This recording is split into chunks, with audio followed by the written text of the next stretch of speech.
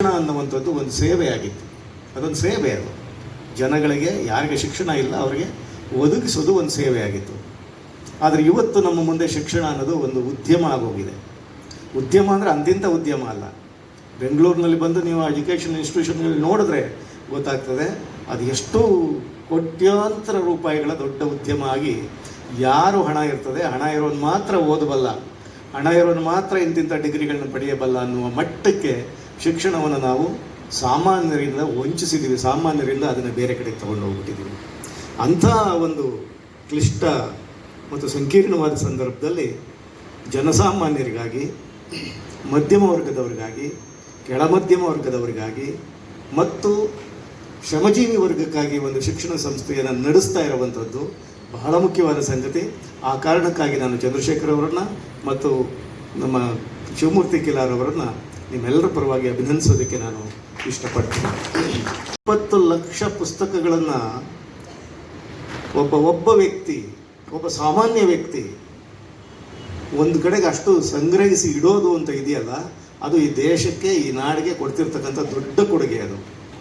ಆದರೆ ಏನಾಗಿದೆ, ಕುವೆಂಪು ಚೆನ್ನಾಗಿ ಹೇಳ್ತಾರೆ. ಕುವೆಂಪು ಅವರು ಮತ್ತೆ ಅವ್ರ ಮಾತನ್ನು ನಾನು ಉಲ್ಲೇಖಿಸಿ ಬಯಸ್ತೀನಿ. ಶ್ರೀಸಾಮಾನ್ಯನೇ ಭಗವನ್ ಮಾನ್ಯಂ ಅನ್ನುವಂಥ ಮಾತನ್ನು ಹೇಳ್ತಾರೆ ಅವರು. ನಮ್ಮ ಅಂಕೇಗೌಡರು ಒಬ್ಬ ಶ್ರೀಸಾಮಾನ್ಯ, ಆದರೆ ಭಗವನ್ ಮಾನ್ಯನಾದಂಥ ಒಬ್ಬ ವ್ಯಕ್ತಿ ಈ ಕಾರಣದ ಈ ಕೆಲಸವನ್ನು ಮಾಡಿದ ಮೂಲಕ. ಅಂದರೆ ಅವ್ರು ಹೇಳಿದಂಗೆ ಈಗ ವಿದ್ಯಾಭ್ಯಾಸ ಅನ್ನುವಂಥದ್ದು ಒಂದು ತಪಸ್ಸು ಅಂತ ಅವ್ರು ಹೇಳಿದ್ರೆ. ಈಗ ಹಾಗೆ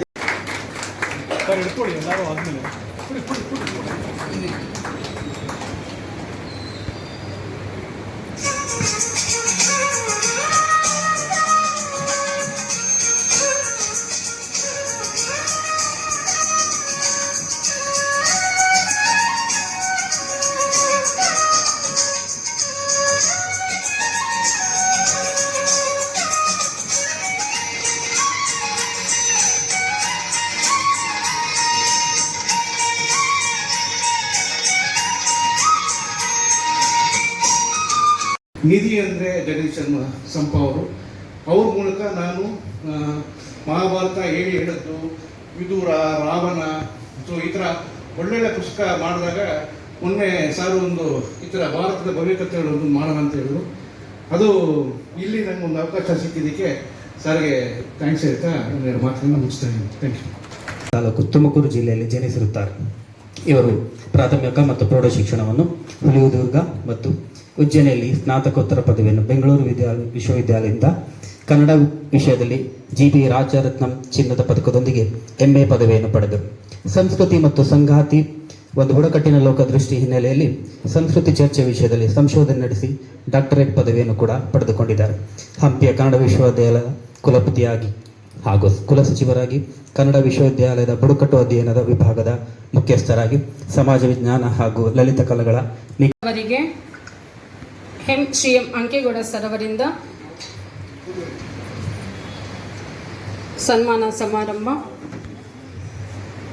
ಸನ್ಮಾನ ಸ್ವೀಕರಿಸಿದ್ದಕ್ಕಾಗಿ ಧನ್ಯವಾದಗಳು ಸರ್.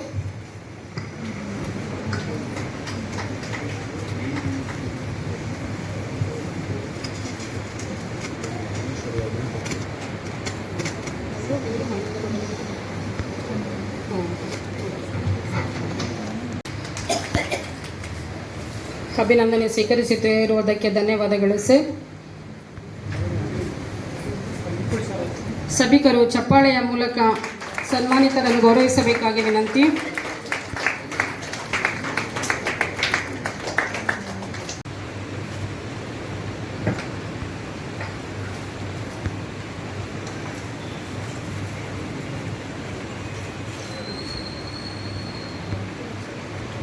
ಸನ್ಮಾನ ಸ್ವೀಕರಿಸಿದ್ದಕ್ಕಾಗಿ ಧನ್ಯವಾದಗಳು ಸರ್.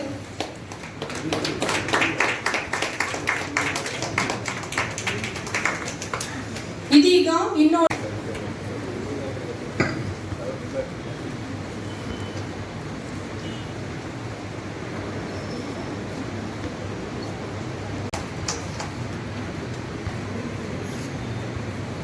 ಆತಿಥ್ಯ ಸ್ವೀಕರಿಸುತ್ತಿರುವುದಕ್ಕೆ ಧನ್ಯವಾದಗಳು ಸರ್. ಸಭಿಕರೆಲ್ಲರೂ ಚಪ್ಪಾಳೆಯ ಮೂಲಕ ಗೌರವ ಸೂಚಿಸಬೇಕಾಗಿ ಮನವಿ.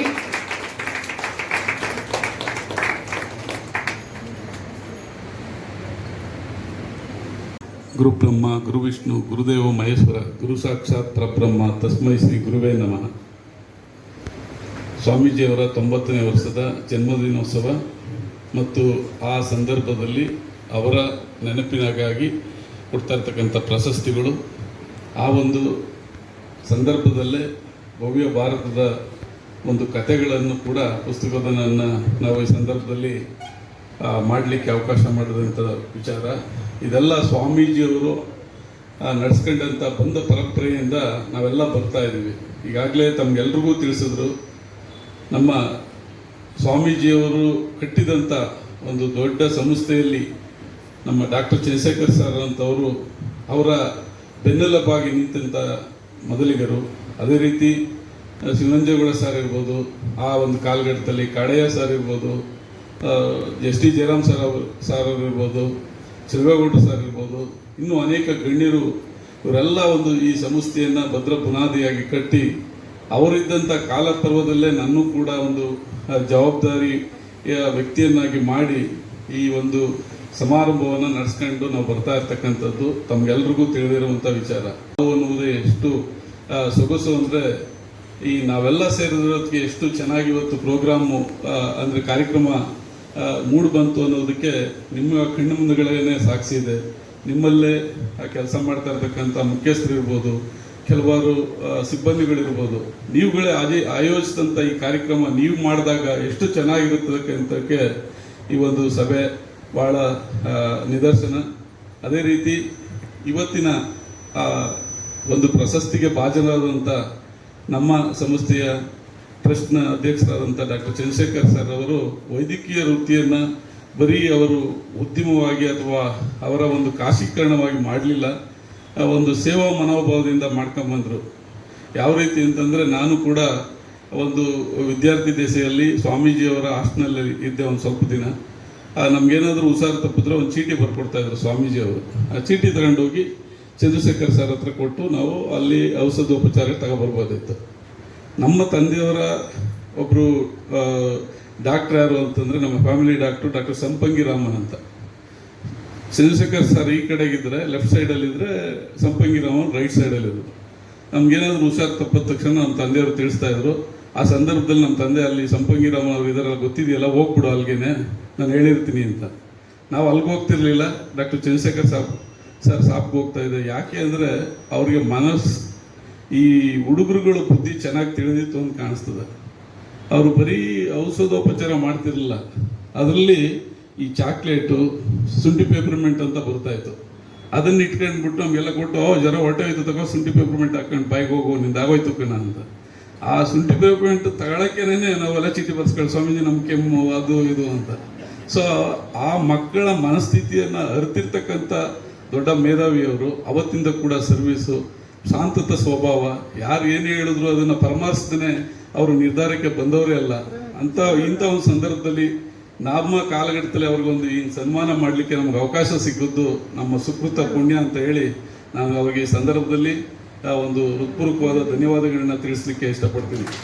ಅದೇ ರೀತಿ ಇನ್ನೊಬ್ಬರು ಹೇಳಿದ್ರು, ಈಗ 20 ಲಕ್ಷಕ್ಕೂ ಹೆಚ್ಚಿನ ಬುಕ್ಗಳು ನನ್ನ ಹತ್ರ ಇದೆ, ನಮ್ಮ ಮಕ್ಕಳುಗಳನ್ನ ಓದಿಸುವಂಥ ಕೆಲಸ ಆಗಲಿ, ನಾನು ಬನ್ನಿ IAS, IPS, KS, ಮತ್ತೊಂದು ಮಗದೊಂದು ಏನು ಬೇಕಾದರೂ ನಾನು ಮಾಡಿಸ್ತೀನಿ, ನೀವು ಇಲ್ಲಿ ಬರಬೇಕು, ಬಂದು ಓದಬೇಕು ಅನ್ನುವಂಥ ವಿಚಾರವನ್ನು ತಮ್ಮ ಮುಂದೆಲ್ಲ ಇಟ್ಟಿದ್ದಾರೆ. ಸರ್, ನೀವು ಸರ್ಕಾರಕ್ಕೆ ಆಗಲಿ ಇಲ್ಲ ಮತ್ತೊಂದೇ ಸಂಸ್ಥೆಗಳಿಗಾಗಲಿ ನೀವು ಕೈ ಹೊಡ್ಬೇಕಾಗಿಲ್ಲ ಸರ್. ನೀವು ಮಾಡಿರುವಂಥ ಕೆಲಸಗಳಲ್ಲಿ ಅಲ್ಪ ತೃಪ್ತಿಗಾಗಿ ಅಲ್ಪ ಸೇವೆ ನಮಗೇನಾದರೂ ಸಿಕ್ಕಿದ್ರೆ, ನಮ್ಮ ಅಕ್ಕ ಸಂಸ್ಥೆ ಇರ್ಬೋದು, ನನ್ನ ಅಮೆರಿಕ ಸ್ನೇಹಿತರು ಇರ್ಬೋದು, ಇಲ್ಲಿರ್ತಕ್ಕಂಥ ನನ್ನ ಸ್ನೇಹಿತರು ನಿಮ್ಮ ಬೆನ್ನೆಲುಬಾಗಿರ್ತೀವಿ.